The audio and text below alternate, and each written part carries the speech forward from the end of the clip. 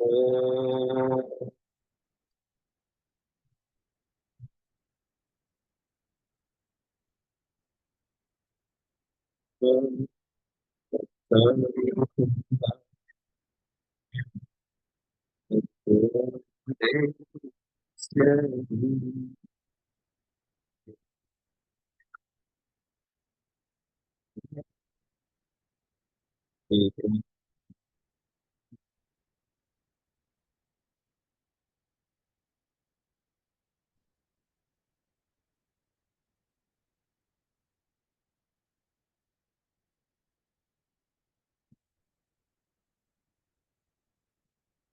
आज की कक्षा क्रम से आगे बढ़ते हैं। देखिए हिमालय में अभी काफी बारिश।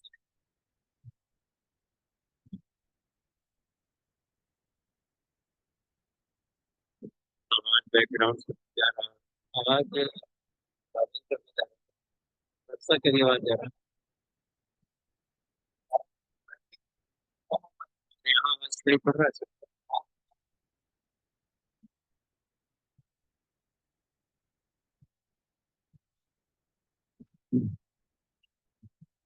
गीता के 10वें अध्याय के अगले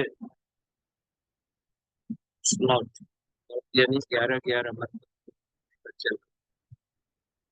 तो आज गुप्त नवरात्रि के दूसरे दिन में दूसरा यानी श्लोक संख्या 12 से लेकर 22 इसको हम लोग थोड़ा देखें करीब से।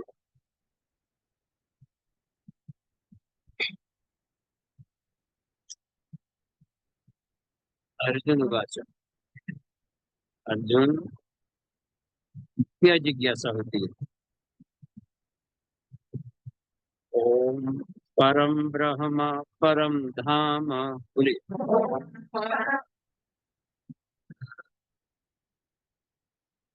एक साथ। पवित्रम परमं भवान पुरुषम शाश्वतम दिव्यम आदिदेवम अजम विभुम। तो लोग साथ अगला इसी में दो का एक साथ। आहुस्त्वाम ऋषयः सर्वे देवर्षि नारद तथा असितो देवलो व्यासः अयं चैव प्रगीति में। अब इसको हम लोग देखें इसमें क्या अर्जुन बोल रहे हैं। आवाज पहुंच रही है किसी तरह। अर्जुन की जिज्ञासा है कि हे भगवान। भगवान माने आप। हे भगवान आप परम ब्रह्म परम धाम परम धाम है। परम धाम माने सबका अंतिम घर। कहाँ से आए हैं क्या करने आए हैं कहाँ जाना है। अंतिम घर आप ही में आना।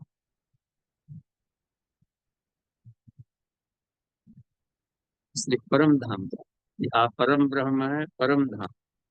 तो इसमें यन्मंडलम में एक जगह आता है ना यज्ञ स्तुति में। ओम यन्मंडलम सर्वगतस्य विष्णु आत्मा परम धाम विशुद्ध तत्वम। तो उसको यहाँ पर इस ढंग से कहा गया कि आप परम धाम है और विशुद्ध तत्वम। इसमें कहा गया है कि पवित्र है परम पवित्र।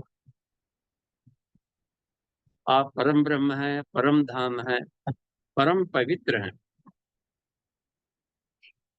आपको ऋषिगण आहो ऋषि स्वाम और भी विभिन्न नामों से आपको संबोधन करते हैं। पुरुषम आपको पुरुष भी कहा जाता है। शाश्वतम आप हमेशा बने रहते हैं शाश्वतता। सनातन दिव्यम अत्यंत दिव्य हैं, आदि एवं देवताओं के भी देवता, या आदि कहिए, देवताओं के भी जनक।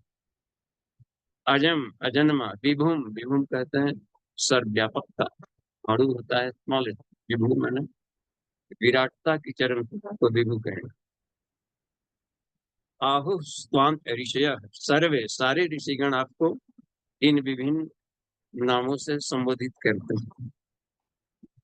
उसमें कुछ ऋषियों के नाम दे दिए, देवर्षि नारद तथा असितो देवलो व्यास स्वयं चैव ब्रवीत। आपको देवर्षि नारद, असित एक ऋषि हुए हैं, देवल एक ऋषि हुए हैं, और व्यास। साथ ही स्वयं आप भी चैव, आप भी अपने बारे में मुझे ऐसा ही करते हैं कि मैं ही सब कुछ। इसमें कुछ दो एक ऋषियों के नाम दिए हैं, थोड़ी जानकारी मिल जाए तो श्रद्धा बढ़ेगी। तो भगवान विष्णु ने यहाँ देवर्षि नारद तो ऋषि श्रेष्ठ हुए, देवताओं के ऋषि, ऋषियों के देवता देवर्षि नारद। असित, ये उन्हीं ऋषियों का नाम इसमें लिया गया है जो कि अन्य ऋषियों में बहुत श्रेष्ठ रहे, चोटी के ऋषि। उन लोगों का कहना है, सामान्यों का नहीं। असित कश्यप ऋषि के पुत्र हुए असित, और असित के पुत्र हुए देवल। ये दोनों उच्च कोटि के ऋषि। असित ऋषि के बारे में कहा जाता है कि जमुनोत्री, जमुना का उद्गम कहाँ पर है, जमुनोत्री का पता उन्होंने ही लगाया कि जमुना वहां से निकली। यानी जमुना नदी की खोज असत ऋषि ने की। इसलिए यमुना नदी का एक नाम असिता भी है। समझा जा सकता है असित ऋषि कितने प्रकट है। और यमुनोत्री में लंबा तपस्या भी किए थे, वेद मंत्रों के मंत्र दृष्टा भी है। देवल ऋषि भी उसी स्तर के,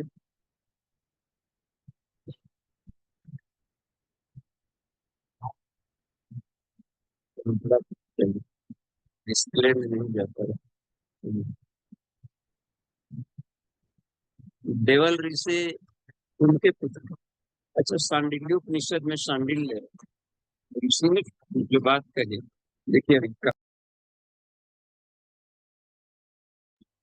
तो देवल ऋषि के पुत्र हुए सांडिल्य, और सांडिल्य नहीं उच्च कोटि के ऋषि सांडिल्य उपनिषद। उनके ज्ञान को याज्ञवल्क्य ऋषि वगैरह ने एक अष्टांग योग किया। कितने बड़े बड़े ऋषि। अच्छा, गज और ग्राह की लड़ाई है ना, गज गज ग्राह की, विष्णु भगवान ने आकर ग्राह को काट, जो हाथी का पकड़ लेता, इन्होंने पुकारा तो ग्राह सापित था, एक गंधर्व था। तो गंधर्व को साप दिया था देवल किसी ने कि तू ग्राह बन गया, किसी में, मगर असल में नहाने गए थे तो वो डिस्टर्ब कर रहा था, गंधर्व श्राप देते किसी में रहा, वही पकड़ा हुआ था। तो विष्णु ने आकर उसको काटा। तो ये लोग बहुत उच्च कोटि के ऋषि, और महर्षि व्यास भी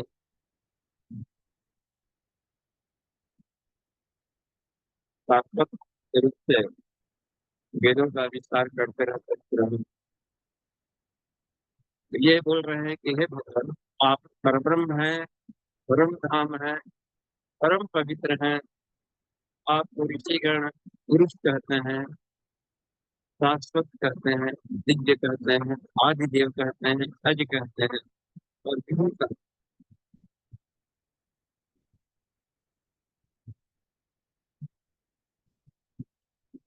गायत्री माता की आरती आरती निकालता है इसमें।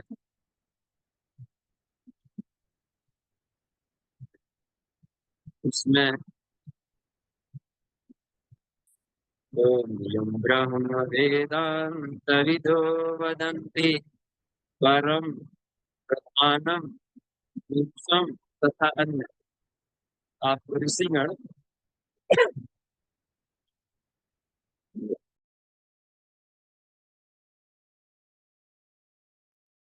आपको ऋषिगण परम कहते हैं, या प्रधान भी कहते हैं, पुरुष कहते हैं, पुरुषम तथा अन्य अन्य भी नामों से ये सारे नाम दिया गया है। परम ब्रह्म, परम धाम, परम पवित्र, महान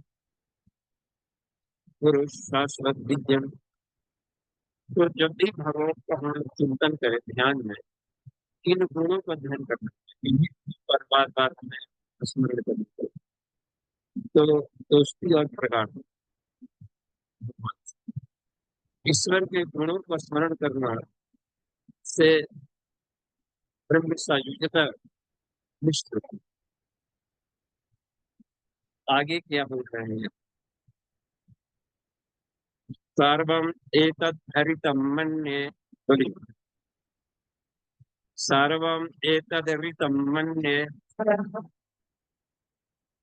यन्मम वदसि केशव न हि ते भगवन् व्यक्तिं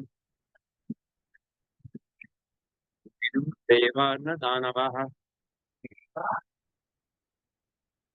सर्वम एतद् हरितं मन्ये, जो भी आप हमसे बोलते हैं कहते हैं, यन माम वदसि केशव, हे केशव, आप हम में से जो भी आप अपने बारे में, अपने गुणों के बारे में और जो कुछ भी आप बता रहे हैं, उनको मैं हरितम सत्य मानता हूँ।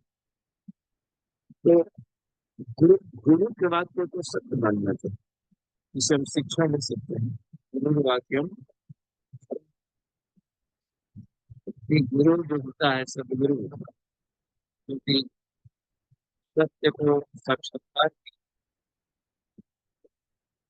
तो हम अपने शिष्यों के जब भी कहेगा तो बोले कि गुरु के वाक्यों पर संशय है।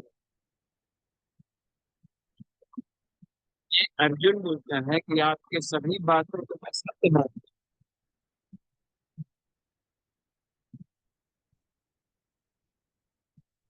इसका गुरु वशिष्ठ, लुका वशिष्ठ और लुका विश्वामित्र, लुका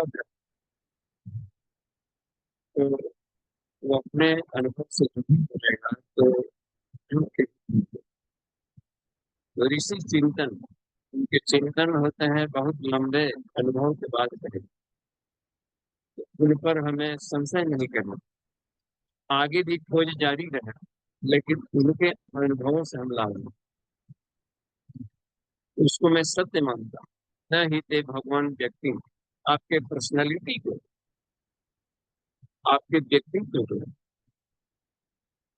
न विदुर देवा, विदुर जान लेते हैं, न देवा न दानवा, न देवतागण न असुरगण, कोई भी आपके पर्सनालिटी को समग्र रूप में नहीं जान सका। तो एक देखिए, अच्छा इसमें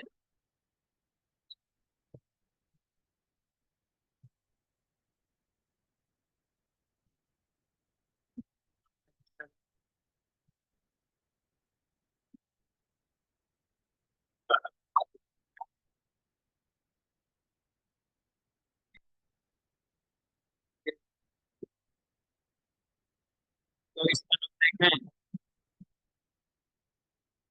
इसमें एक और चीज हम प्रेरणा दें। न ही ते भगवान व्यक्ति विदुर देवानुदान, एक सामान्य सामान्य ढंग से हम लोग व्यवहार कैसे, किसी भी व्यक्ति को हम लोग बोल देते हैं कि आपके बारे में मतलब क्या था, ये नहीं बोलते, क्योंकि हम अपने आप के ही बारे में नहीं जानते, पूरा कर। तो क्योंकि हर कोई सिर्फ अपने बारे में जो जानता है जानता है, दूसरा कोई उसके बारे में नहीं जान सकता कि वो व्यक्ति क्या सोच रहा है, उसकी भावनाएं कैसी हैं, क्या है। तो यह बता रहे हैं कि आपके व्यक्तित्व को अन्य लोग नहीं जानने में समर्थ हैं, न देवता। ओम ओम ओम ओम। हे भगवान, आप जो कहते हैं उसको मैं सत्य मानता हूँ। देखो, गुरु के बात पर खास करके जो उपनिषदों में जो जिसे गुरु कहा गया है, उपनिषदों में गुरु शब्द का प्रयोग किया है। ओम ओम। ओ गुरु विकास। ओम ओम ओम। उन्होंने कहा कि सर्व सर्व शरीरस्थ चैतन्य परात्पर ब्रह्म गुरु विकास। वैसा गुरु पूजनीय है जो कि संसार के सारे सभी परिवर्तनशील वस्तुओं में एक ही अपरिवर्तनशील चैतन्य सत्ता दौड़ रही है। इसका जो साक्षात्कार परक अनुभव प्राप्त कर लिया हो वह गुरु उपास है। और अर्जुन यहाँ पर श्री कृष्ण को गुरु नहीं, गुरु गुरु मान लिया कि आप हमारे गुरु बनिए और हमको इस मुंह के दलदल से ऊपर उठाए। इसलिए भी यहाँ पर उनके बातों पर सुनते नहीं है कि हे भगवान, आप जो भी हमसे बोलते हैं अपने बारे में, मैं ये हूँ, इतना विराट हूँ, सूर्य को हमने ज्ञान पहले दिया था, या और भी मैं सभी जीवों का उत्पत्ति का आधार नहीं हूँ, मैं उसको सत्य मानता जो भी आप बोलते।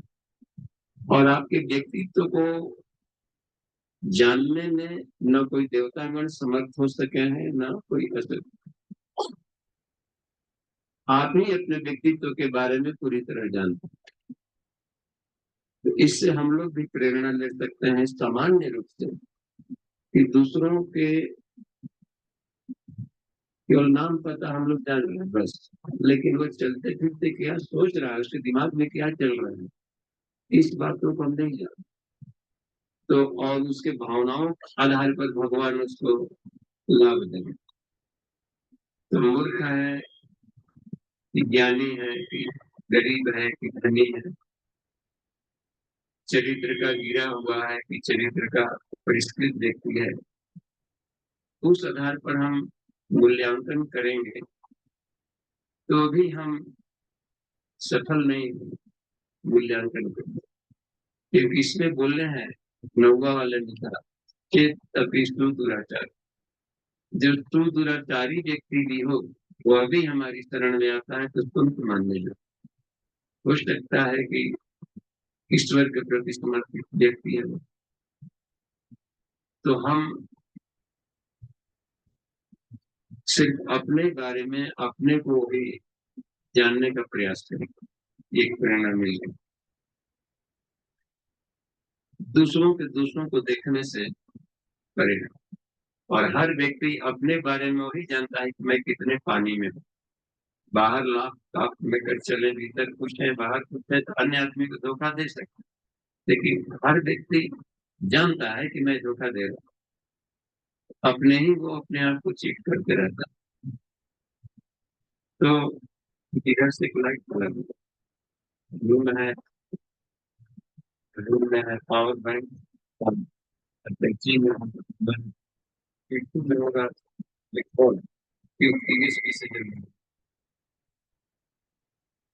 अगले मंत्र को हम लोग देखें, चर्चा करनी है, समय बढ़ रहा। स्वयं आत्मनात्मानं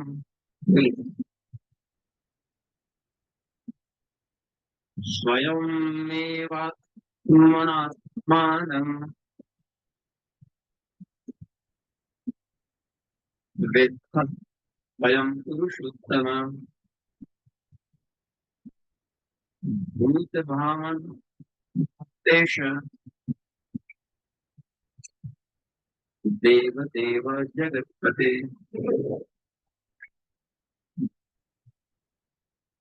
तो यहाँ पर ये बता रहे हैं कि स्वयं एवं आत्मना आत्मा आप ही अपने आप को सही तरीके से जानो, वेद पर जानो। तुम पुरुषोत्तम, ये पुरुषोत्तम पुरुषोत्तम आप ही अपने बारे में सही सही ढंग से जानते हैं। ये आगे भी अगला वाला मंत्र इसमें बोल दिया है। भूत भावन भूतेशा, ये भूतों को उत्पन्न करने वाला। भूत माने भूत माने जीव जंतु। भूत माने भूत प्रेत नहीं, सामान्य भाषा में प्रेत एक योनि है, लेकिन भूत में सब आ जाए। जितने भी तरह के जीव है योनियां है सब आए। हे भूतों के भावन उत्पन्न करने वाले, हे भूतेश जीवों के ईश्वर, हे देव देव देवताओं के विदेवता, हे जगत पते जगत के पति स्वामी, आप ही अपने बारे में सही सही ढंग से जानते हैं।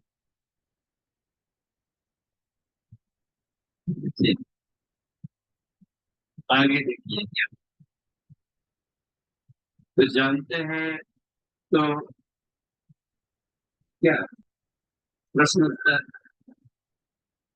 आपके व्यक्तित्व के बारे में कि आप कैसे अवतार लेते हैं, क्या करते हैं, कितनी आपकी सामर्थ्य है, अब तक किसी देवताओं और ऋषियों या असुरों द्वारा नहीं जाना।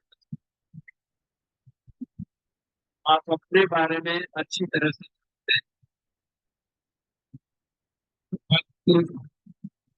वक्त तुम अर्हसि अशेषेण वक्त तुम अर्हसि अशेषेण या या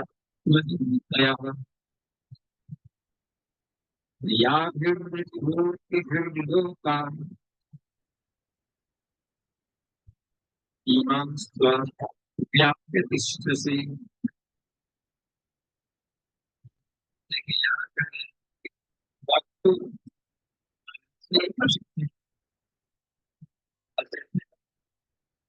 से से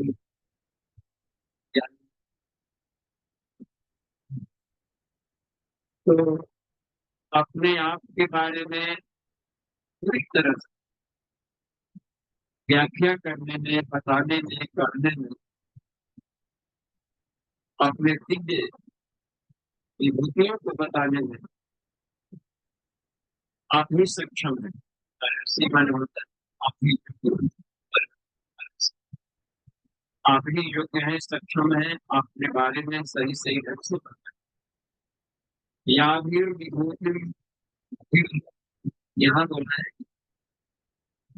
जिन विभूतियों के द्वारा लोकान इमाम इस संसार में, इस जगत में तुम व्याप्त स्थिति, जिन जिन विभूतियों के द्वारा इस संसार में आप व्याप्त होकर संसार को चला रहे हैं, उसके बारे में सही सही आप ही बता सकते। तो इसलिए तो देखिए ये भगवान आगे क्या बोल, कथम विविद्याम अहम योगिन त्वां सदा परिचिन्तयन् केषु केषु च भावेषु चिन्तयोऽसि भगवन्मया। अब बोल रहे हैं कि किस तरीके से, कथम कथम विद्याम अहम योगी, हे भगवान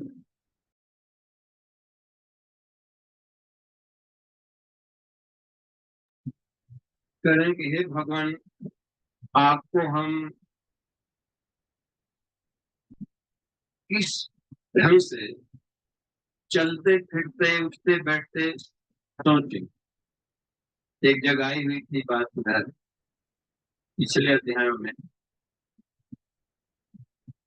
सर्वेषु कालेषु माम अनुस्मर।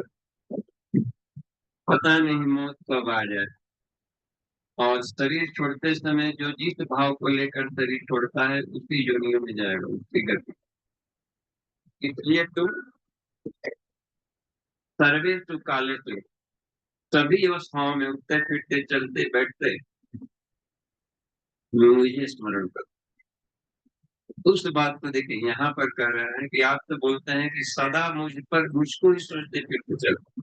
तो दिन में तो काम करना है, ये भी करना है, ड्यूटी जानी, नौकरी, खेती बाड़ी, पैसा, बाल बच्चा पोषण। तो आपको हम संसार में जा रहे हैं तो किस किस रूपों में, कैसे कैसे, केषु केषु च भावेषु चिंतयोषि भगवन्मया। हे भगवान, किन किन भावों में आपको चिंतन करता हुआ मैं इस संसार में विचरण करूं। तो ये कितना उत्कृष्ट है। ये अब यह संशय खत्म हो जाएगा यदि हम इसको समझ लें कि जब ध्यान में रहते हैं तो भगवान के साथ घुल मिल जाते हैं, लेकिन जब आंख खोलकर संसार में रहने लगते हैं तो तू मैं वाली जो आदतें हैं, संस्कार है, वो भारी पड़ता है। इस संस्कार को हटाने का इतना बढ़िया ये विभूति योग है तरीका, कि जब ध्यान में थे तो आंख बंद कर ईश्वर को देखें, और आंख खुला है तो संसार में ईश्वर को देखें। कैसे देखें ये आप जानने के लिए अर्जुन जिज्ञासा रखते हैं, है ना काम की बात। विस्तरेण आत्मनो योगम विभूति च जनार्दन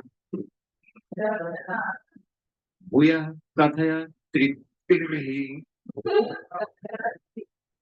शृण्वन्तो नास्ति मे मृतम्। कहते हैं कि विस्तरेण आत्मनो योगम विभूति च, अपने योग और अपने विभूतियों को, हे जनार्दन। बहुत सारे संबोधन भगवान के आए, उनके ही सब नाम संबोधन है। जनार्दन यानी है जनता के पालक, पोषक, संरक्षक, अर्दन। तो हे जनार्दन, आप अपने योग को और विभूतियों को विस्तार पूर्वक, पूरा विस्तार पूर्वक से कथय कहिए। भूया, फिर से, क्योंकि पहले आप कहे हैं, कह देते हैं, लेकिन हम चाहते हैं कि आप उसको फिर से विस्तार से बताना, क्योंकि जो भी आपने कहा है वो पूरा डिटेल में नहीं कर विस्तार। मैं चाहता हूं कि आप विस्तार से बताएं, ताकि उठते बैठते चलते फिरते मैं बाहर में रहूं, आंख खोल करके, इंद्रियां बहिर्मुखी हैं, तो इस संसार में किन किन रूपों में कैसे हम आपका दर्शन करता रहे, लकड़ी ना आवे, है ना काम की बात। हम्म। आपके अमृतमय वचनों को सुनने में मेरी तृप्ति नहीं हो रही। तृप्ति भी श्रीमंतो नास्ति में अमृतम। आप जो भी बोलते हैं तो लगता है कि कुछ और जाने, कुछ और कहें। तो यहाँ पर आप देखिए भगवान बोलना शुरू किए। वाह, कृष्ण यहाँ पर अब आगे बता रहे कमाल की बात। तो सुनिए, देखते हैं। हाँ, 19। हम तो ते कथयिष्यामि दिव्या यात्मविभूतयः प्राधान्यतः कुरु श्रेष्ठ नास्ति अंतो विस्तरस्य में। अब देखिए कि अब मैं कथयिष्यामि कहूंगा, क्या कहूंगा, अपनी दिव्य विभूतियों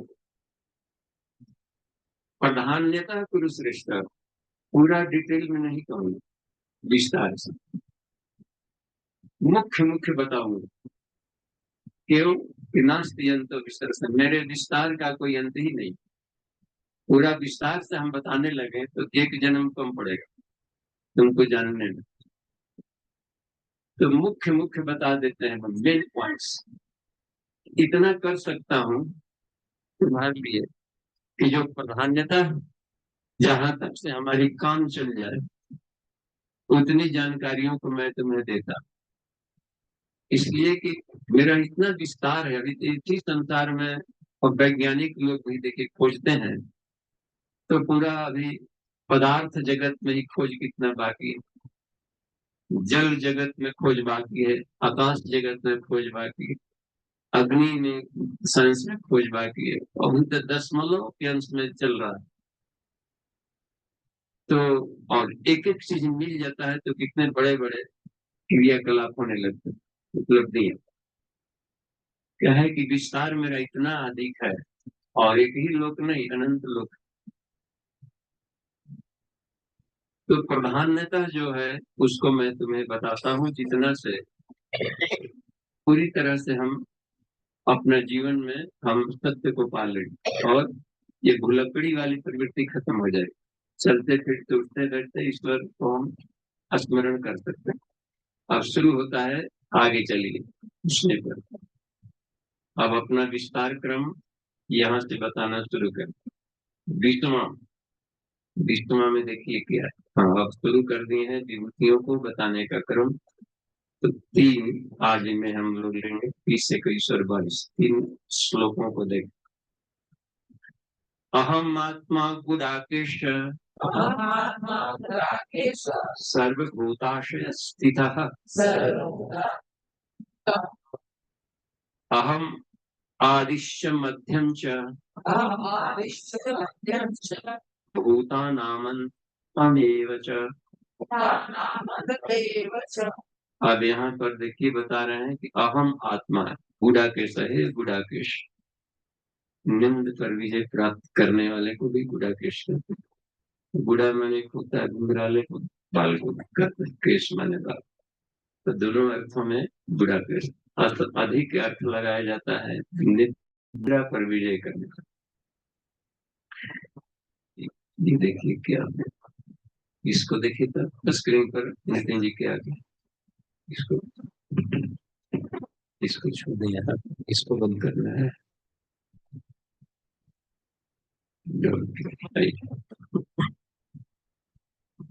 अहम अहम आत्मा गुडाकेश सर्वभूताशय स्थितः। हे गुडाकेश, मैं सभी जीवों के सभी जीवों के अंतःकरण में स्थित आत्मा हूँ। अब तो ईश्वर को देखने में दिक्कत नहीं होनी चाहिए। दिन भर आदमी से भेंट होगी, आदमी औरत अजीव, कुत्ता बिलाए कुछ भी हो, जीव जंतु गाय जानवर मिलेंगे।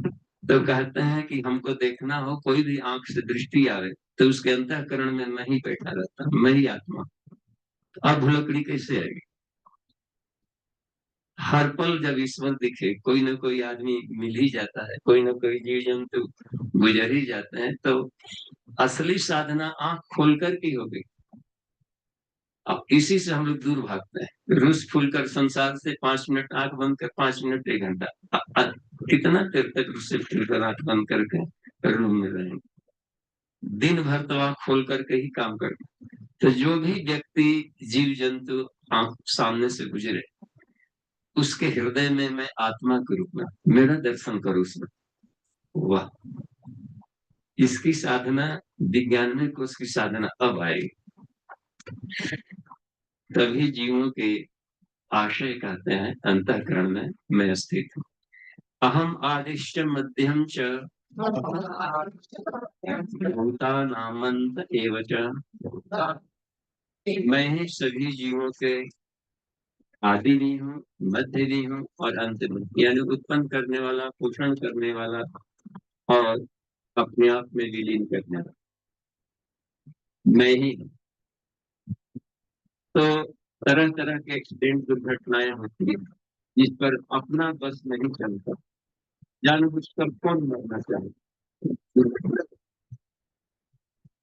और अपने तरफ से सारी तैयारी करने के बाद भी दुर्घटना, तो वो दृश्य से अदृश्य में गए। इस प्रक्रिया में भी क्या है कि मैं हूँ, अंत भी हूँ। बाद में हम लोग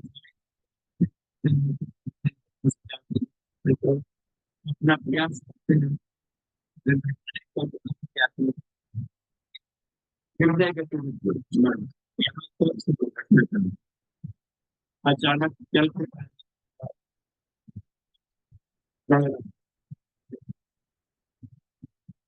मूर्छा आ सकती है, दौड़ आ सकता है, दैविक प्रकोप, बिजली गिर गया, कुछ हो गया, घटना है, भूकंप, ज्वालामुखी। तो आदि अंत सब में, इसलिए किसी को इधर, तो इतना देखने से बहुत कुछ है, दिमाग शांत होगा, उठा पटक, एक दूसरे को दोष देने वाली प्रवृत्ति धीरे धीरे खत्म हो। आगे चलकर देखिए क्या बोलते हैं। आदित्या नाम अहम विष्णु ज्योतिष रवि अंशुमान।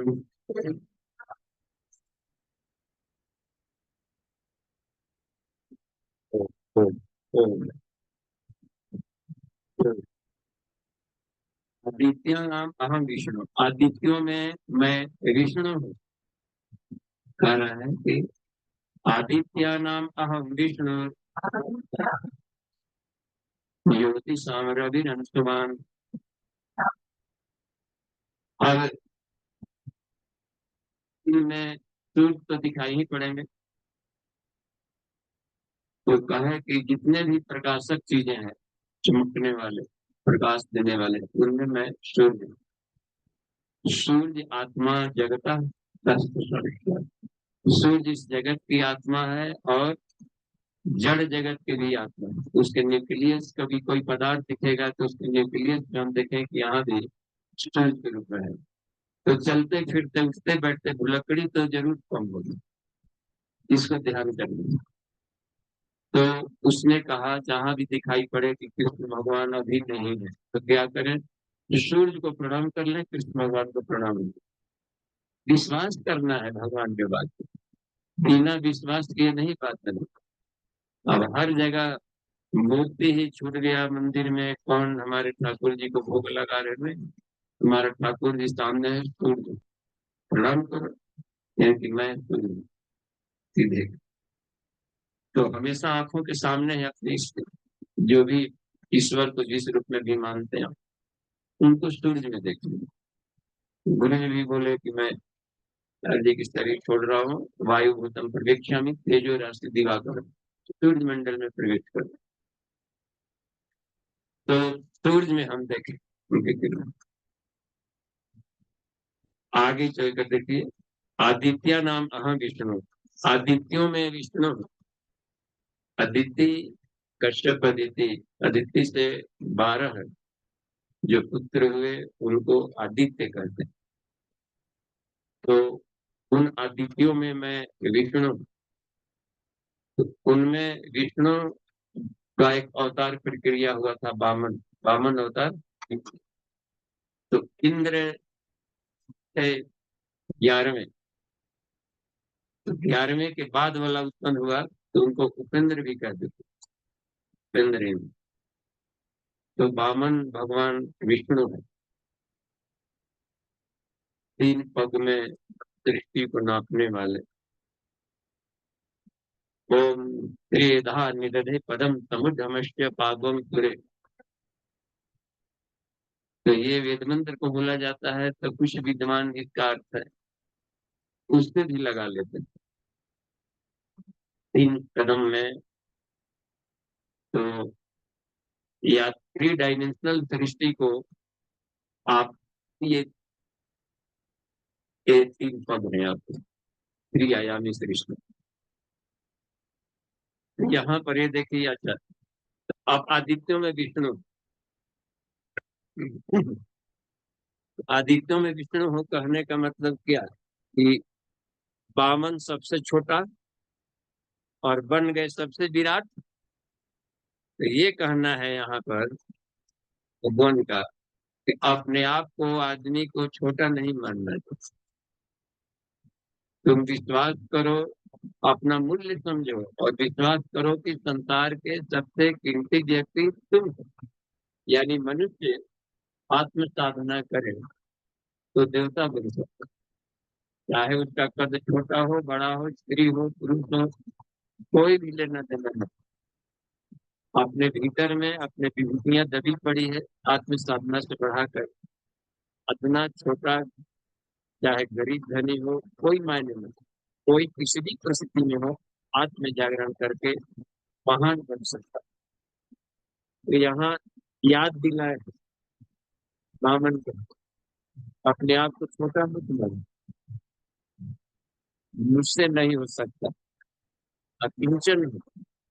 ईश्वर जब जीव के भीतर में है तो अब छोटा कौन बड़ा है, कौन छोटा कौन बड़ा, उसने भी ईश्वर अपने ईश्वर, उसने अपना ईश्वरत्व जगाया है, हम भी साधना करेंगे, हम भी जगाएंगे तो बन सकते हैं। तो ये रहा मरीचिर मरुतामस ने नक्षत्राणाम महर्षि। मरीचिर मरुतामस ने, मरुतों की संख्या 49 कही गई, 49 मृतगण। अब मालिकोपनिषद में जो तरंगे हैं उनको मरुतगण करते हैं, वही बल साउंड एनर्जी करती है। या जहां भी बल किसी रूप में काम कर रहा है तो प्राण को ही कहा जाता है अर्थ, पवन, वायु, प्राण वायु, लग रहा है ना। तो सारे संसार को चलाने वाली जो शक्ति है,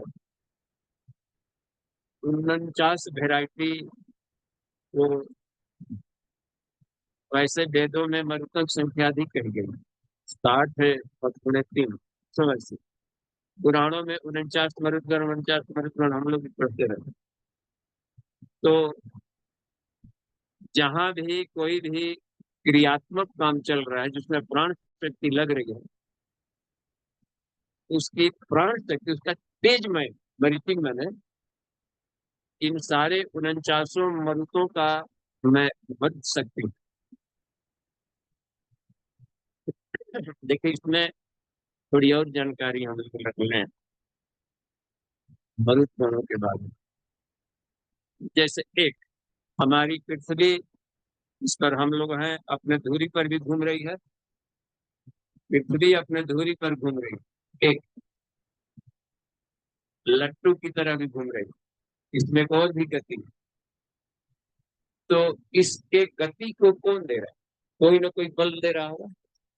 प्लस पृथ्वी पर दौड़ने वाली जो हवाएं चल रही हैं से वहां बल, जो बादलों को लेकर के यहाँ से वहां खींच कर कहीं बारिश करा रही, सब इसमें भी बल लग रहा है।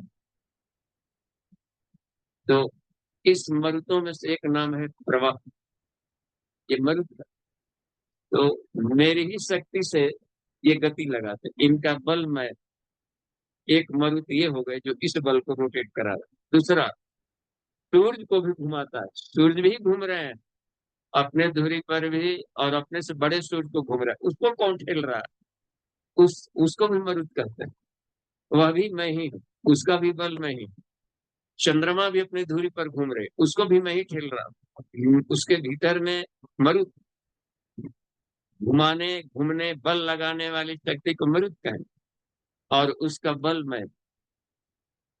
नक्षत्रों को भी घुमाने वाला, उसमें एक बल लग रहा है, तो एक मरुत उसको कहा गया। और ग्रहों को घुमाने वाला, देखते हैं कि अभी अमुक ग्रह चल रहा है, ठीक से ग्रह नहीं आ रहा है, कौन ग्रह कहाँ से आ गया गति, उसको घुमाने वाला भी एक मरुत, उसका भी मैं ही तेज हूं। और भी बोल रहे हैं कि सप्तऋषि गण है, सप्तऋषि आकाश में सतरे, उनको भी मैं ही घुमाता, उसको भी एक मरुत कहते हैं।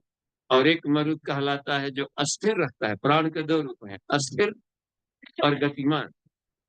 तो ध्रुव तारा जो स्थिर रहता है, तो उसको स्थिरता स्टेगनेंट बनाता है कौन, वही एक मरुत कहलाता है। उसका भी तेज में ही, कहाँ किसको स्थिर रखना है, तो स्थिर रहने के लिए भी कि अंधड़ तूफान आ रहा है, हम गिरे नहीं, अस्थिर रखें, उसमें भी बल लगाना पड़ता है। संसार के लोक प्रवाह में सब लोग बह जा रहे हैं, ये हो रहा है कि वो कर रहा है, तो इस लोक प्रवाह में अपने आप को बचा लेना, वो भी बहुत बड़ा महात्मा। सब लोग रोगी होते जा रहे हैं, एक आदमी अपने को स्वस्थ बनाए रख लिया, तो महात्मा है, प्रधान आदमी नहीं है। कि इसमें सब जगह लूट खसोट या स्वार्थी स्वार्थी लोग हैं, एक आदमी परमार्थी बन गया, अपने को बचा लिया, स्टेगनेंट रख, अच्युत बना कर, उसमें भी उसको बल लग रहा है करने का। तो अस्थिरता प्रदान करने वाला भी मरुत की तेज में। अच्छा, तो ये 7 वेराइटी के मरुत हैं, इनके साथ साथ और उप विभाग होते हैं। तो पृथ्वी के चारों तरफ, पूर्व पश्चिम उत्तर दक्षिण वाले दिशाओं में होते हैं, पूर्व नक्षत्र, बारह, आग्नेय, ये सब। तो जो मुख्य दिशाएं हैं चारों तरफ ये रख लिया गया है, प्लस अंतरिक्ष, प्लस ब्रह्मलोक, प्लस इंद्रलोक, देवताओं का जो चल रहा है।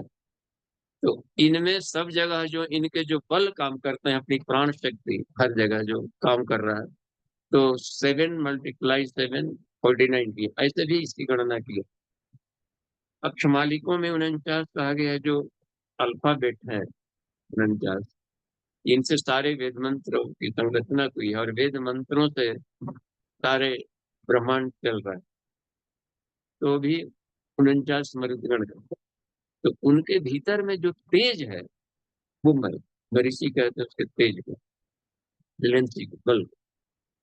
तो अब तो खुली आंख से ही अधिक फायदा है, आंख बंद करने में ही घाटा था। अधिक साधना परिपक्व होगा खुली आंख से देखने में।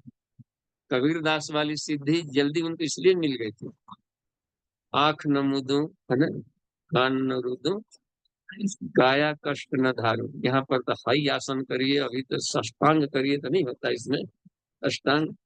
तो खूब टेढ़ा मेढ़ा आसन नहीं किए, भावनाओं से पालिए, अपने दृष्टिकोण से पालिए। तो हम लोग इसको भी करें, फायदा कर रहे थे, लेकिन उलझे न रहे इतने ही दायरे में। हमें ईश्वर को साक्षात्कार करना है, तो कण कण में भूले हुए हैं, और नेकेड आई से, खुले नेत्रों से देख रहे हैं, सूर्य खुले नेत्रों से देख रहे हैं। आगे चल के देखिए, अंतिम वाला एक सूत्र देख लेते हैं, आज का अंतिम सूत्र 22वां। बोलिए, वेदानाम साम वेदोस्मि, देवानामस्मि वास्तवः, इंद्रियाणां मनश्चास्मि, भूतानामस्मि चेतना। वेदों में सामवेद हूँ। तो सामवेद के बारे में प्राय हम सभी लोग जानते होंगे कि संगीत प्रधान है। तो संगीत को प्रधानता दी है, और उसमें कुल मंत्र है 1875 मंत्र सामवेद में। तो चारों वेदों में सबसे कम मंत्रों की संख्या उसी में, सबसे छोटा होते हुए भी सबसे अधिक प्रमुख कहा, मैं वेदों में सामवेद। उसमें सामवेद क्यों कहे, तो उसके गरिमा को हम लोग लाभ लेंगे तब। तो संगीत एक ऐसा विधा है कि सभी तरह के दुखों को हर लेता है, और राहत देता है, राहत। देखिए जो पौधे एक म्यूजिकल नोट तैयार किया है, एक सेबेस्टियन नामक वैज्ञानिक, एक म्यूजिकल नोट तैयार किया ध्वनि का। ये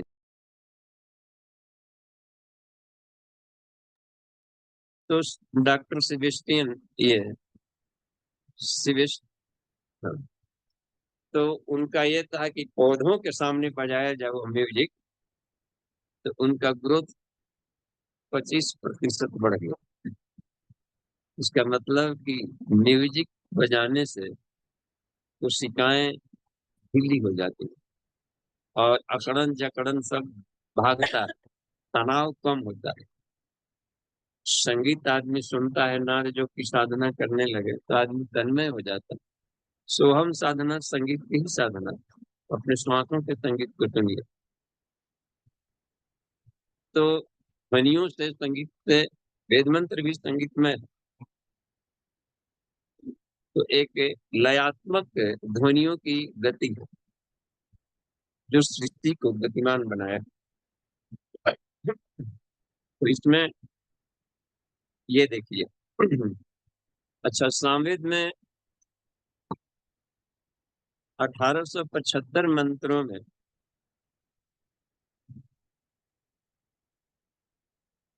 1504 मंत्र है केवल ऋग्वेद के। तो उसमें जो उसमें भी पद्यात्मक है। ऋग्वेद के जो मंत्र हैं वो पद्यात्मक है, यजुर्वेद वाले गद्यात्मक लिखने होते हैं। तो वो ले लिया जिससे हम संगीत के माध्यम से गा करके और एक ही मंत्र को विभिन्न स्वरों में गा सकते हैं। तो गायत्री मंत्र सामवेद में भी है, ऋग्वेद में भी है, यजुर्वेद में भी है। तो गायत्री मंत्र को पहले लोग केवल जप के लिए, मानसिक जप प्रयोग करते थे। हवन करने के समय उच्चारण भिन्न है और संगीत के रूप में भी गाया जा रहा है इन दिनों, देख रहे हैं संगीत में। और सभी रागों में एक हमने कैसेट सुना है कि राग भैरवी, राग फलाना, अमुक, सुबह से लेकर शाम इसी गायत्री मंत्र को उस राग में कैसे गाया। इसका मतलब होता है कि जो काम अन्य मंत्रों से ले सकते हैं, गायत्री मंत्र से भी उसको विभिन्न रागों में बजा कर ले सकते हैं। राग बदला, भाव बदला, अर्थ। तो सामवेद मुख्यतः नृत्य और संगीत का विद्या है। और नृत्य और संगीत ये दोनों ऐसी विधा है जो काम ऊर्जा को ज्ञान में बदलने में सबसे ताकतवर है। काम कला अपनी सेक्स एनर्जी को प्रतिभा में, ज्ञान में, कला में बदलने में सबसे अधिक ताकतवर है सामवेद। निष्काम कर्म या भक्ति योग लाने। और भी हमें याद है छोटे बचपन में हम देखते कि पहले लोग आते थे, बुखार वगैरह लगा है तो एक सरकंडे से थाली पर रख करके कुछ म्यूजिक बजाते थे और उस म्यूजिक से वो भी और वायलिन की तरफ निकाल लेते थे उसी को, तो रोगों को हटा लेते थे। इसका मतलब है कि ध्वनि विज्ञान से ये बहुत बड़ा काम लिया जा सकता है संगीत में से। तो संगीत एक ऐसी विधा है, देखिए मिलिट्रियों के सामने म्यूजिक बज जाता है तो रोंगटे खड़े हो जाते हैं। बारात पार्टी आ रही है, गुजर रही है, घर में महिलाएं आटा गूंथ रही हो, मान लीजिए यहाँ पर काम कर, और बैंड बाजा गुजर लगा, दौड़ करके बालकनी में चले गए। कौन खींच के ला गया? म्यूजिक ला। और मदारी वाला डुडू डुगड़ी बजाने लगता है, सारे घर से सांप की तरह बिल में से निकल के आगे झूमने लगे। बीन बजा रहे हैं, घूम लगे। प्रवचन केवल करेंगे तो भीड़ प्रभावित नहीं होती, इसलिए प्रवचन के पहले संगीत अध्याय रखा जाता है। संगीत से पहले लोगों का दिमाग तनाव फ्री हो जाए, तब उसमें गुण ज्ञान की बातें डाली जाए। तो वेदा नाम सामवेदों से समझा जा सकता है कि जितने भी जैसे कथक, नृत्य वगैरह, भरतनाट्यम वगैरह सब उसी से निकले, जो कि भाव भंगिमाओं के द्वारा सब करे और उसमें विकार उत्पन्न नहीं होता। भारतीय नृत्य शैली ऐसी है कि जो विकार उत्पन्न नहीं करती, नृत्य के माध्यम से भी प्रांजलता प्रकट करती है। तो ये सब सामवेद की विशेषता है। देवा नामस्मि वासव, देवताओं में मैं वासव हूँ। वासव माने वसुओं के स्वामी, इंद्र। इंद्र का एक नाम वासव है कि मैं देवताओं में वासव हूँ, वेदों में सामवेद हूँ, और इंद्रियों में इंद्रियों का स्वामी, कंट्रोलर, मन हूँ।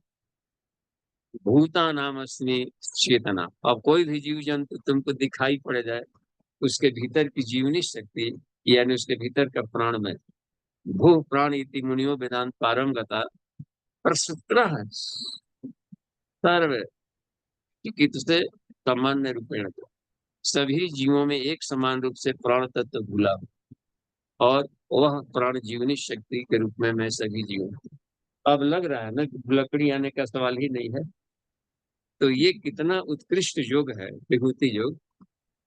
अब से शिकायत नहीं होनी चाहिए, अब केवल अभ्यास बाकी रह गया ये करने का, देखने का। तो यहाँ पर समापन होता है और सीधे हम लोग प्रश्नोत्तरी में आते हैं। और यहाँ सीधे चलिए हिंदी में वाचन सुनो, देखिए तो किरण जी दिखे। हाँ, यहाँ इनको हमने कर लिया स्क्रीन पर, चलिए आगे। जी दी और प्रणाम, शुरू। सभी को प्रणाम। 10वां अध्याय, श्लोक नंबर 12 से 22। अर्जुन उवाच।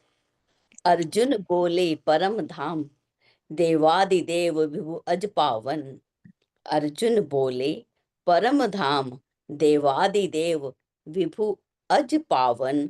हो दिव्य सनातन पुरुष नित्य, तुम ही भक्तों के मन भावन। हो दिव्य सनातन पुरुष नित्य, तुम ही भक्तों के मन भावन। देवल ऋषि व्यास असित कहते, है नारादि है नारद आदि देव ऋषि सभी, ऐसे ही कहते मेरे प्रति, हे कृष्ण स्वयं हैं आप सभी।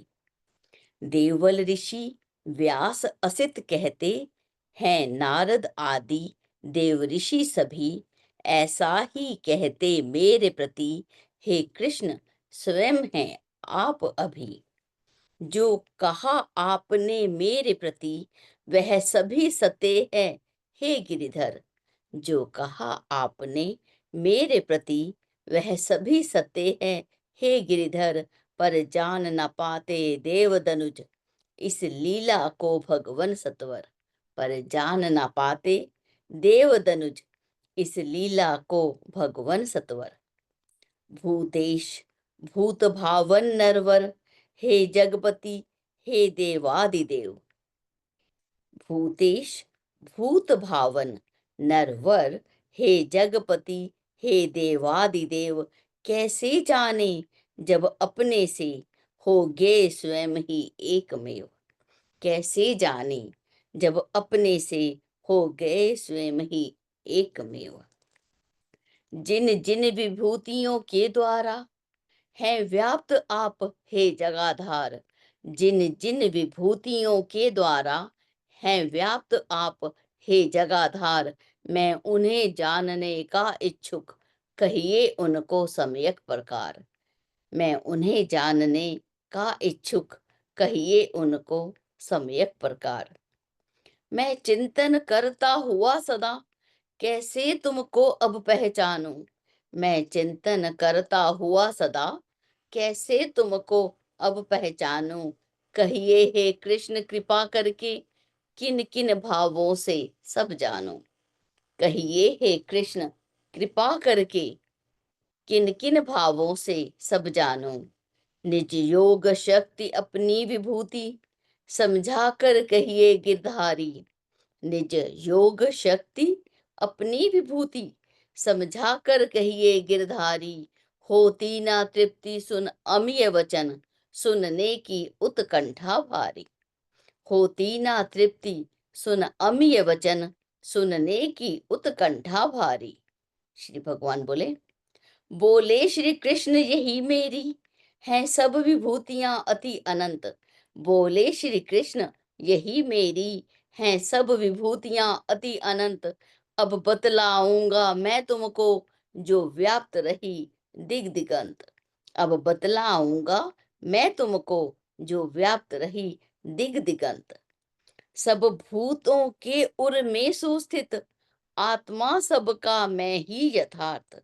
सब भूतों के उर में सुस्थित, आत्मा सबका मैं ही यथार्थ हूँ। सब भूतों का आदि मध्य, मैं ही सबका अंत पार्थ हूँ। सबका आदि मध्य, मैं ही हूँ सबका अंत पार्थ। आदित्य गणों में विष्णु और ज्योतिर्मानों में दिनकर हूँ। आदित्य गणों में विष्णु और ज्योतिर्मानों में दिनकर हूँ। मैं मरुतों बीच मरीचि और नक्षत्रों में मैं हिमकर हूँ। मैं मरुतों बीच मरीचि और नक्षत्रों में मैं हिमकर हूँ। वेदों में साम वेद में ही हूँ, इंद्र सुरों में मैं यथार्थ। वेदों में साम वेद में ही हूँ, इंद्र सुरों में मैं यथार्थ। इंद्रिय गण में मन मान मुझे, इंद्रिय गण में मन जान मुझे। सब भूतों में चेतना पार्थ। इंद्रिय गण में मन जान मुझे, सब भूतों में चेतना पार्थ। जी बाबूजी, प्रणाम सभी को। जय गुरुदेव। जी, धन्यवाद जी। वाह। आइए तो हम लोग प्रश्नोत्तरी में, नितिन जी देखिए तो कुछ है। जी वो दो प्रश्न चैट में आए हैं। पहला प्रश्न आचार्य जी का है। आचार्य जी कहते हैं, सबकी आत्मा में ईश्वर को देखने का आशय क्या दुख में सद्गुणों को देखना है? कृपया प्रकाश डालें। हाँ जी आचार्य जी, सब में ईश्वर देखने का अर्थ है उसके सद्गुणों को देखा जाए। कोई भी ऐसा व्यक्ति नहीं है जो कि 100% असामाजिक या दोषयुक्त। हमारे विचार में भले उसका नहीं मिला, हमारे लिए उपयोगी भले नहीं, अपना परिवार को अपने वही चला रहा है, अपने जो उससे जुड़ी हुई है, तो हर में कुछ न कुछ विशेषताएं होती है। तो उसकी विशेषताओं को यदि हम देखना शुरू करें तो उस व्यक्ति के प्रति श्रद्धा बढ़ेगी, घृणा भाव खत्म होगा। तो कितना बड़ा ये है कि हमें घृणा भाव खत्म करें पहले। तो विज्ञान में कुछ विकृत नहीं होगा, अपना भावनाएं विकृत नहीं।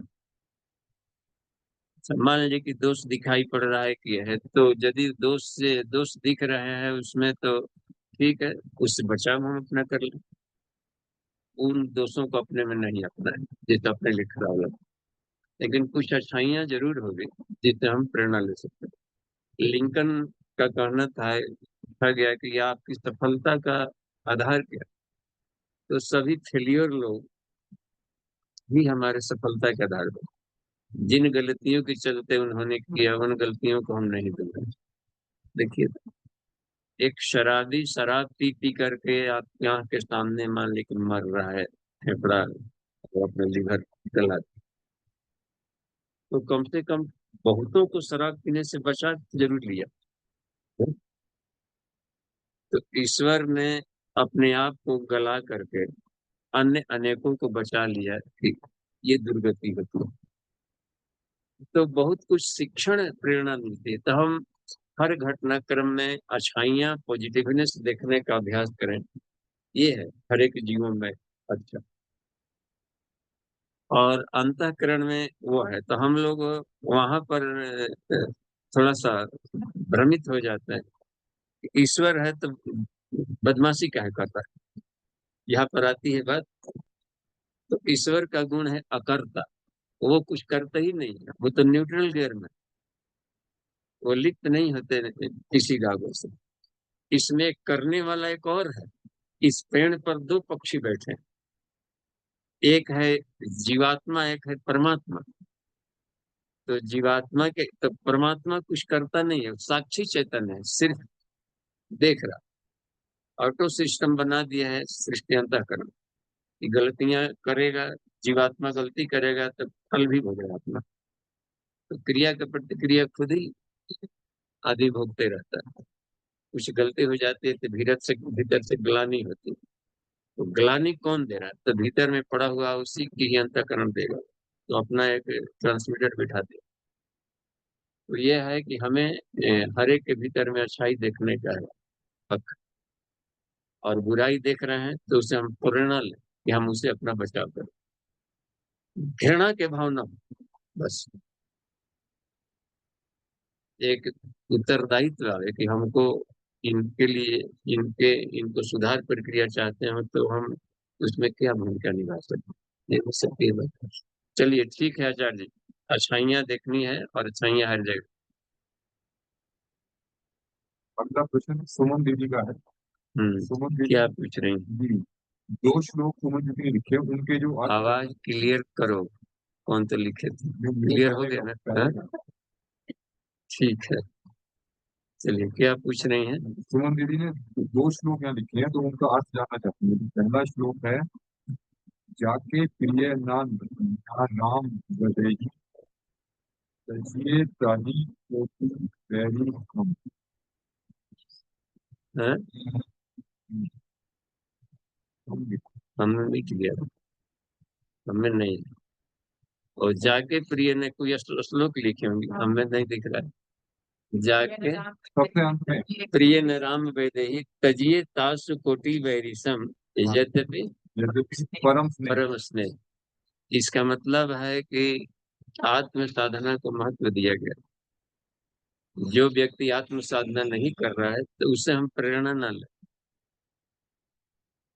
उन्होंने नहीं किया, मम्मी अगर फेल होकर लड़का आया तो कहा कि मम्मी वो फलाना फेल हो गया, वो भी हो गया, ये भी हो गया, तो कहना कि तू भी फेल हो गया है। तो इससे तो हम भले 100 में से एक आदमी निकला, उदाहरण उसको दें, ना कि भेड़िया धसान में चल रहे। घास फूस अधिक होता है, जड़ी बूटियां कम होती हैं। एक ही रामकृष्ण, एक ही विवेकानंद, एक ही सुभाष चंद्र बोस, देखते हैं ना, एक ही नानक देव। इनको हम देखिए, इस संसार में रहकर वो कर सकते हैं तो हम क्यों नहीं आगे बढ़ सकते? हम तो वो फेल हो गया, इधर वाले हम लोग है ना, सस्ता दर में। तो, तो महात्मा के गुणों को हम अपने उसमें से प्रेरणा लें। वेशभूषा कोई खास महत्व नहीं रखे, तो वो नकल करनी। तो जिनको प्रिय है तो वो साधना तो समझिए कि उससे हम प्रेरणा लें। अच्छा, और भी हम आत्म साधक हैं, मान लीजिए राम के भक्त हैं, जिनके हृदय में प्रिय वैदे सीताराम। सीताराम का मतलब है कि ईश्वर, ईश्वर यानी जो ईश्वर परायण नहीं है, तो उनको हम अपना पाथेय नहीं बना, क्योंकि वो खुद ही हमें सही रास्ता नहीं दिखा सकते। तो ईश्वर परायण व्यक्ति होते हैं, वो गलतियां से बचाव करते हैं अपने आप को, और भला भला ही करते हैं दूसरों को। ईश्वर भक्त, तो इसलिए कहा कि उनको हम तजिए तासु कोटि से, यद्यपि परमस नहीं, परमस नहीं है, न साधना कर रहा है न करने दे रहा है, कर भी नहीं रहा है, आप करिए तो करने भी नहीं दे रहा। तो कहा कि उनको आप नजरअंदाज, उनको महत्व न दें, आगे बढ़ चले। और कोटि बैरी सम, अब दुश्मन की तरफ कुछ ऐसे नोच नाच करके नहीं कुछ फेंक फाक करना है, उनको महत्व न दें। बस सरल सरल भाषा में अपने को लेकर चले कि उनसे हम अपने लक्ष्य में, जैसे कोई प्लानिंग करने आ जा रहे हो और उस प्लानिंग को हेल्प ना करके तो निगेटिव ही बोलने वाला कोई हो, इसमें ना हवाई कैसे हो, तो समझे कुछ तो मीटिंग में ही ना बुलाई। उनको बुलाइए जो इसको कैसे सुंदर बनाया जाए, कोई अच्छा प्लानिंग बनाए, तो उसमें हेल्प कर सकते हो तो ठीक है, नहीं तो काट बांध करने वाले को आपका नहीं। और खास कुछ खास लोगों को सेपरेट मीटिंग इसलिए किया जाता है 1-2 4 बार, जो कि इस टारगेट में सहयोग कर सके। तो ये इसलिए कहा गया है, और उसमें कुछ उदाहरण भी दिया गया। होते हैं ना, अगले वाले में होता है गुरु तज्यो बलि। शुक्राचार्य बोल रहे थे ना कि तू क्या करने जा रहा है, वो ध्यान में देखने लगे कौन, अरे तो ये तो विष्णु है, तुमसे छलने आया सारा राजपाट। तो संकल्प वही उनको मना किए थे कि तू संकल्प मत ले इसके सामने, ये जो मांगेंगे हम दे देंगे। 3 पग मांगा है, पता नहीं 3 पग में क्या करेगा वो। तो तू इसके बात ही में मत आ।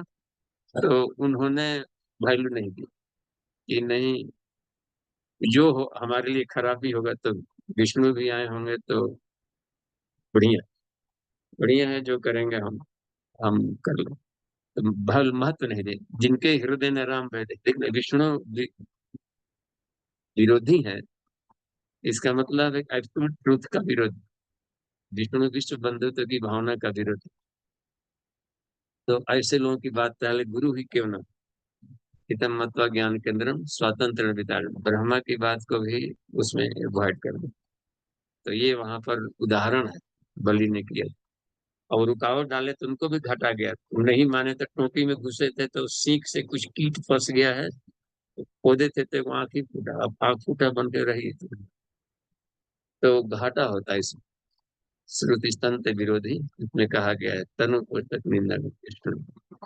तो जो ये डेड बॉडी, ये ऐसे विरोध करने वाले तो और भी है। प्रहलाद को भी पिता की बात नहीं माने कि नहीं हमारे हमारे नाम ले, ओम हरि का है कह देता है, मैं त्रिलोकीनाथ हूँ, सब देवताओं को देखो बांध के रखा हूँ, तो भी नहीं, ओम हरि बस विष्णु, उनकी बात को नहीं मानना।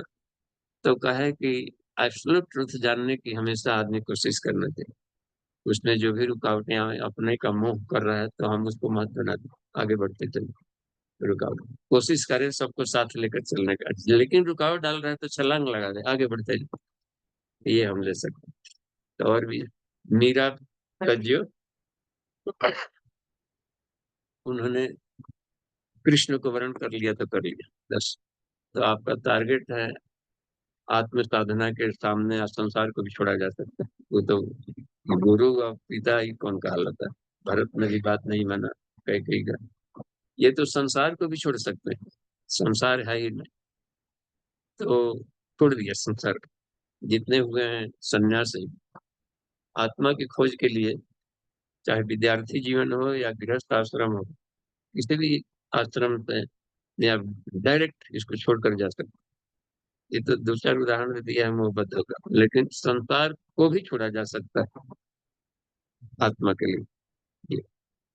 विभीषण का भी ऐसे ही। विभीषण का भी है, भ्राता बात नहीं माने। और लोग भले कहते रहे कि भाई फूटा, हाँ नहीं ये गलत मंडन है। तो फिर विभीषण उत्कृष्ट भगवान को पाने के लिए जब गया हो तो छोटा कहाँ से, भाई को लात मार करके खदेड़ा। तो लात मार के भाई को खदेड़े तो रावण घाटे में रहे। वो तो रहना ही चाहता, लात भी सह रहा है फिर भी अंत में उसको बिल्कुल फेंक दिए। तो हाँ, ईश्वर के लिए और वो अपने भाई को बचा कर रखे राम जी। तो रावण ये कहा जाएगा न कि विभीषण ने अपने से छोड़ा। अच्छा फिर भी लंका को बचाया, हाँ, लंका तबाह नहीं हुआ, लंका को बचाया। फिर बाकी सब नाना वगैरह तो तब थे ही, सब महिलाएं थी। सारा राज्य पाट तो भीषण को ही मिला, वो तो सिर्फ राजा का चेंज हुआ। तो कोई फूटने फाटने जैसी बात नहीं है। वो अच्छा आदमी ईश्वर भक्त है तो उसको घाटा नहीं हो और राज्य को बचा ले। कुसंस्कारों से लड़ने के लिए हम मोह को त्याग सकते हैं। जी ठीक है, धन्यवाद। लेकिन कोई अन्य प्रश्न नहीं है, यहाँ से क्वेश्चन कह रहा था। हाँ चलिए यहाँ से प्रश्न हो।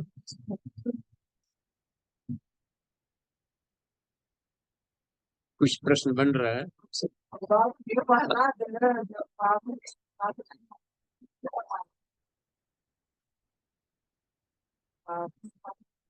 हाँ हाँ, तो भगवान थे लेकिन कह रहे थे कि भगवान की बात मत मानो, प्रहलाद को बोल रहे थे। तो ईश्वर के भीतर में अंतःकरण में रहते हैं वो, इसको वो नहीं मानता था, अपने को ही बोलने लगे। तो पिता का विरोध कहाँ किया, बात नहीं माना, विरोध तो नहीं किया कहीं, विरोध नहीं किया, न हत्या किया, न मारपीट किया, उनको, क्योंकि हर कोई को अपने ढंग से अपने जीवन जीने की एक ये भी है विशेषाधिकार है। गलत करेगा तो गलत का सजा खुद ही भोगेगा, अच्छा का अच्छा पुण्य मिलेगा। लेकिन आत्म विकास में किसी को नहीं रोक सकते, वो आत्म विकास में रुकावट डाल रहा है।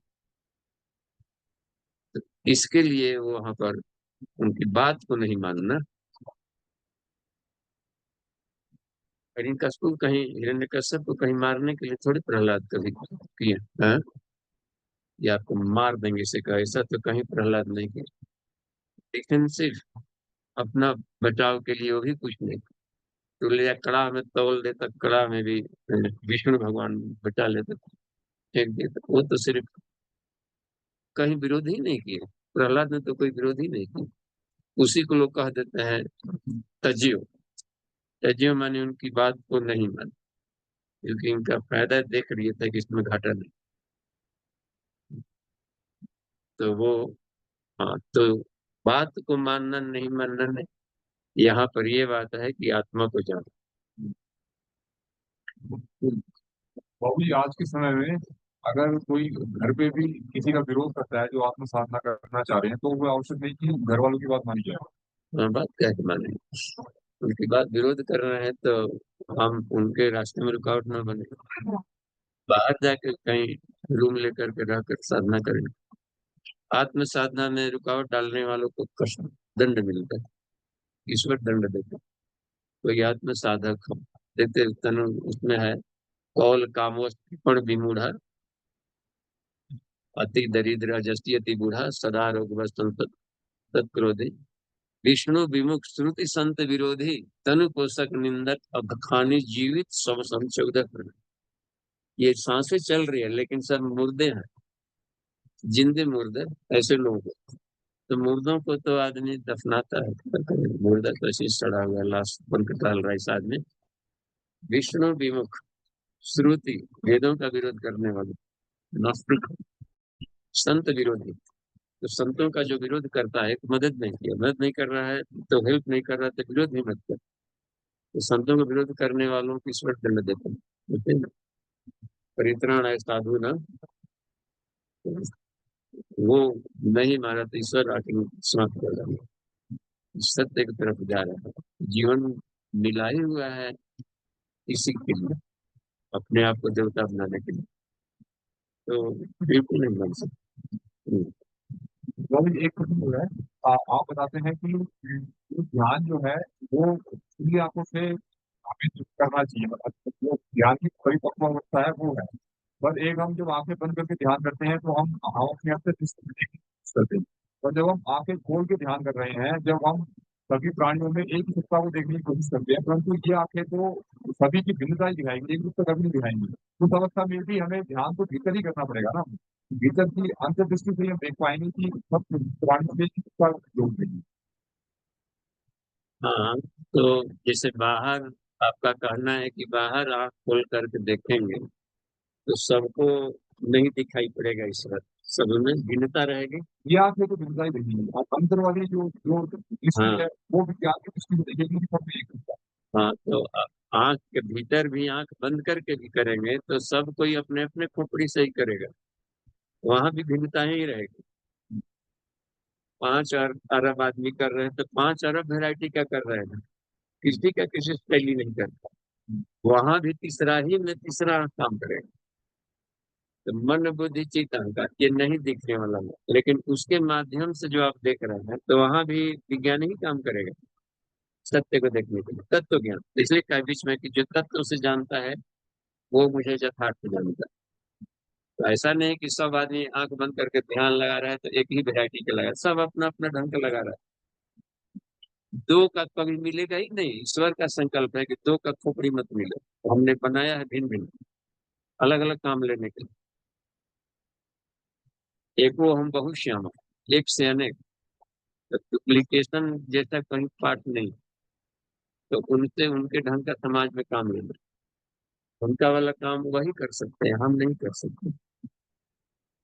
अपने उनसे बेटर या खराब या कुछ कर लेंगे, या तो खराब कर लेंगे या बढ़िया कर लेंगे, लेकिन उसके स्टाइल, उसके मनोभूमि, उसकी भावनाओं के अनुसार हम नहीं कर सकते।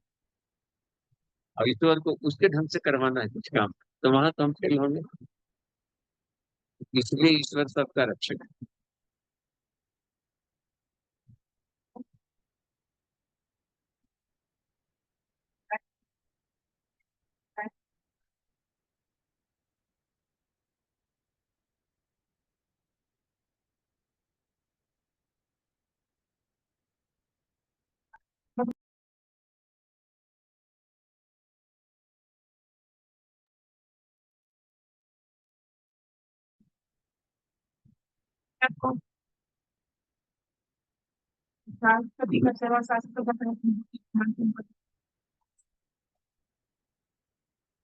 मैंने घर में सासू माँ या खुद ही हूँ घर में, आपको पूजा पाठ करने से उनका पता लगता है। यही बात तो उस हालत में हम क्या करें? आपको अपना गुरु जी का फोटो, अपना टुनन टुनन, अपना तरीका, ऐसे माहौल से उनको अच्छा नहीं लग रहा, घर वाले अन्य मेंबर्स का।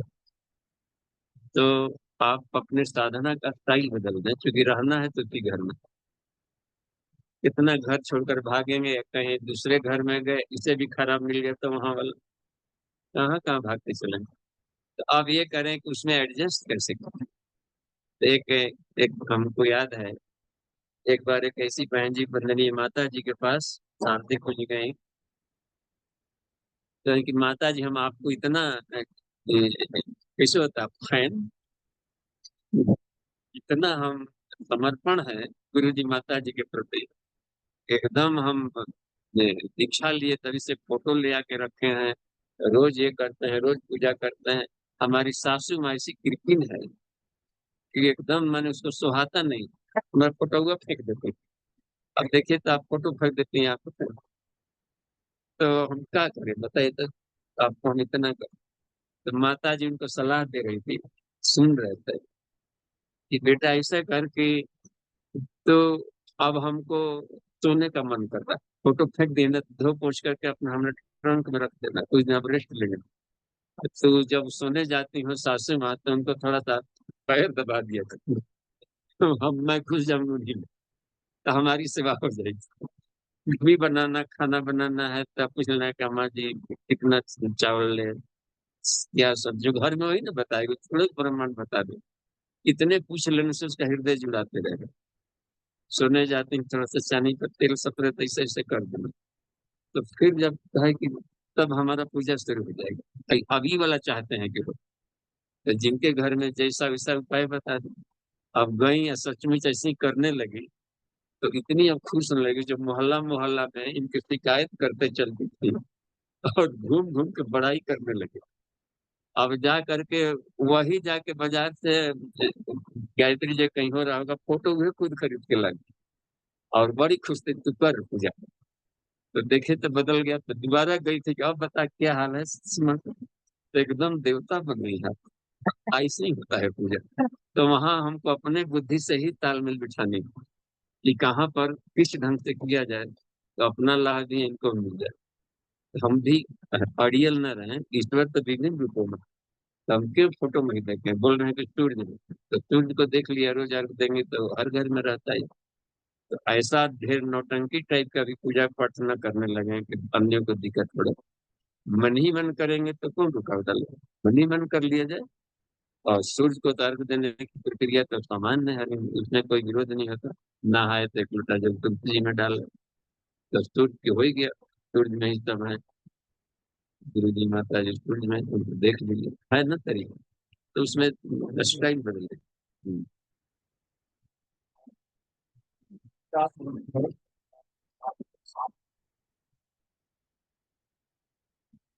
तो अब इसमें है कि जैसे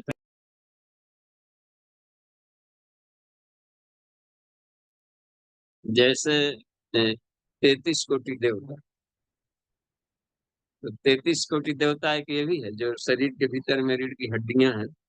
तो यत ब्रह्मांडे तत्पिंड, इसमें भी है। तो 8 वसुगण, द्वादश आदित्य, T1 से T12 होते हैं ना, thoracic वाला एरिया, और ये सर्वाइकल उसमें ले लेते हैं, तो नर्व निकल करके विभिन्न तरीके के प्राण उसमें दौड़ता है। तो 8 वसुगण, द्वादश आदित्य, एकादश रुद्र, देखते हैं अग्नि वाला एरिया शुरू हो जाता है, मणिपुर। प्लस स्वादिष्ठान प्लस एक और उधर का, तो और 2 इंद्र और प्रजापति मानते हैं उधर, इंद्रियों का स्वामी। उधर भी मान लेते हैं यज्ञ प्रजापति, प्रस- प्र- प्रजनन शक्ति सामर्थ्य बन करके भी देवतागण। तो ये हुआ। और यदि इसको हम वैज्ञानिक ढंग से और भी देखें, यूनिवर्सल, तो जैसे सूर्य के रथ में 7 घोड़े हैं, बैगनी नीला आसमानी हरा पीला नारंगीला। तो सविता, इस सूर्य का भी प्रशमन हुआ है सविता से, जो सारे सूर्यों को भी जन्म दिया है। सविता परब्रह्म परमात्मा को कहते हैं सविता। उसके रथ में भी 7 घोड़े। उसके वैदिक नाम है विश्व देवा प्रथम, विश्व देवा द्वितीय।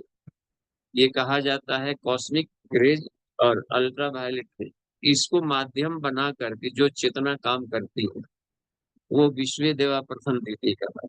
ठीक। और इसके बाद जो सातों इधर बैगनी नीला आसमानी हरा पीला नारंगी लाल का रहते हैं, उन सबको मिलाकर एक माना है वहाँ आदित्य गण। इसको आदित्य गण का है, विजिबल लाइट को। और इसमें जाकर